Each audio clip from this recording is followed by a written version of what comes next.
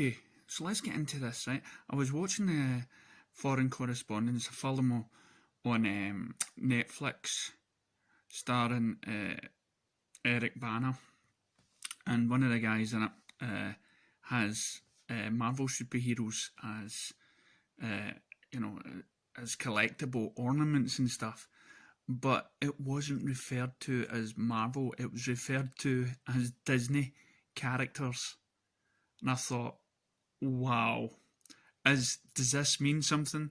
Do we stop calling them Marvel characters now? Are they just like along with the princesses that people call them? Oh, look, there's some Disney characters. Huh. Pause for thought. So let's get into this article, right? The Snyder Cut isn't Zack Snyder's version of Justice League. It's his entire DCEU future. Jared Leto's surprising return as the Joker hints that Zack Snyder's cut of Justice League may encompass his entire vision of the DCEU.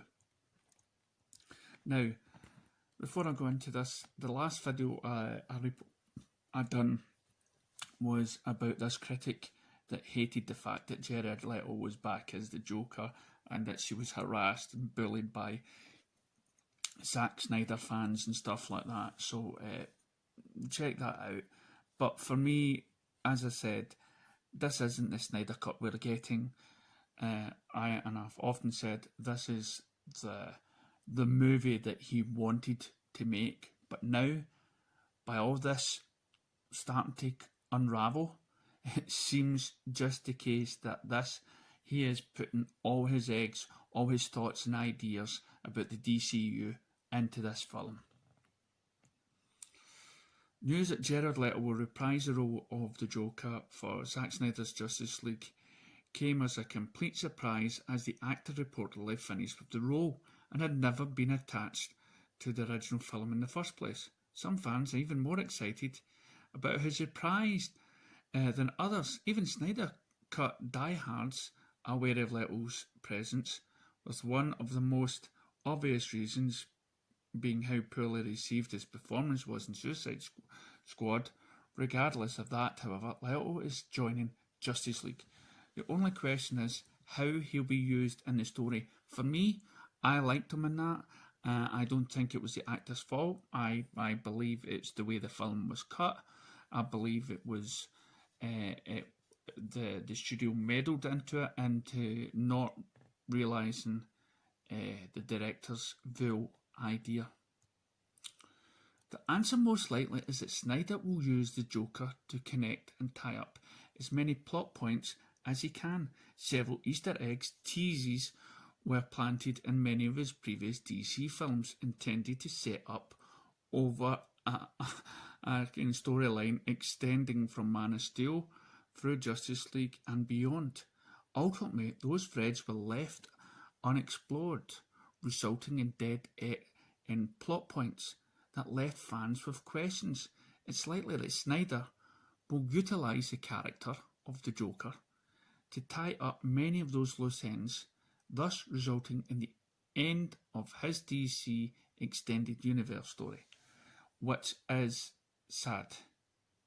Which is really sad, because what we really want is, we don't just want Zack Snyder's movie that ends with Darkseid in the background looking through a boom tube.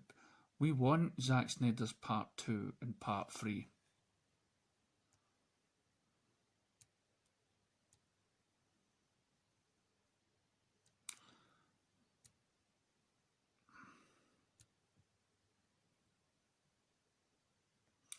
It makes sense that given an unprecedented opportunity, Snyder would want to tie up as many dangling plot threads from his DC films as possible.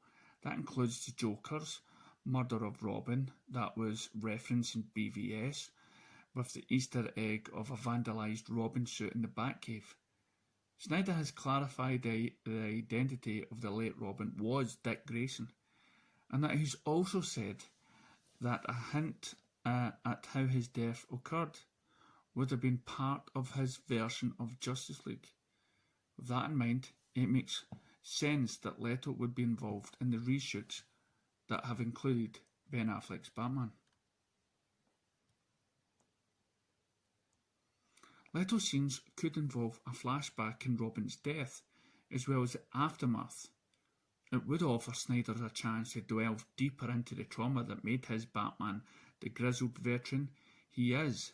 Also gives him a chance to pay off the mystery of the BVS Easter egg, rewarding the people who championed his release of the cut of the film, with some fan service.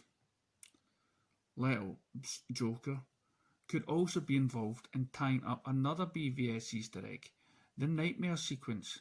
Batman's vision of a post-apocalyptic future was one of the most memorable parts of Snyder's DC work.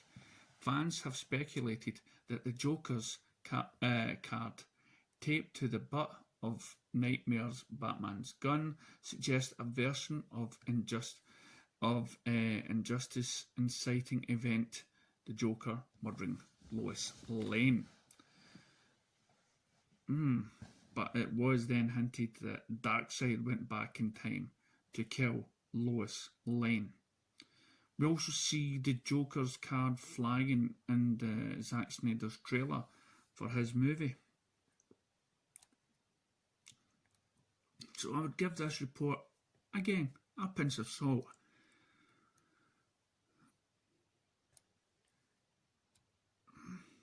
Though it would be awesome to see all of these teases further expanded upon its worrisome from a narrative perspective. It's possible that Snyder will prioritise touching on as many story threads as he planned. He had planned for the future of DCEU films. He was going to give up most of his life to help make all these stories come true, which Warner Brothers threw away. Films is a 4-hour runtime, but even with all that space to cram in details, there's a definite fear that the series will be overstuffed. Nah. The original film already featured a large cast. Snyder's cut will add new characters like Joker, Darkseid, Desaad, Pa Kent, the Green Lantern Corps, may also make an appearance. However, the appearance of many DC characters is an uncompromising Snyder's Justice League will be a feature, not a bug for many fans. Even if Snyder bites off more than he can chew, being able to see his take on so many characters will be a dream realised. Yes, it is. Justice League stars Ben Affleck, yada yada yada. So yeah, I quite like that article. It does look like we're going to get a lot more than what we once thought we were getting. And as I say, we are all crossing our fingers, hoping that we get more than just the first Justice League.